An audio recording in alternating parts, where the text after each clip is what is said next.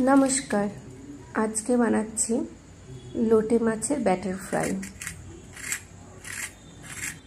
তার জন্য আমি লোটে মাছ নিয়েছি, তার মধ্যে পরিমাণ মতো নুন, পাতিলেবুর রস আর গোলমরিচ গুঁড়ো দিয়ে কিছুক্ষণ ম্যারিনেট করে রেখে দিয়েছি।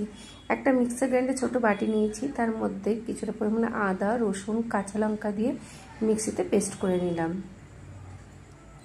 একটা ছোট বোল নিলাম, তার মধ্যে নিয়েছি 1 কাপ পরিমাণে ময়দা, হাফ কাপ কর্নফ্লাওয়ার আর হাফ কাপ গোলমরিচ গুঁড়ো, 1 চামচ বেকিং পাউডার, হাফ চামচ বেকিং সোডা আর একটা ডিম, 1 চামচ মাখন আর দিলাম আদা রসুনের পেস্টটা।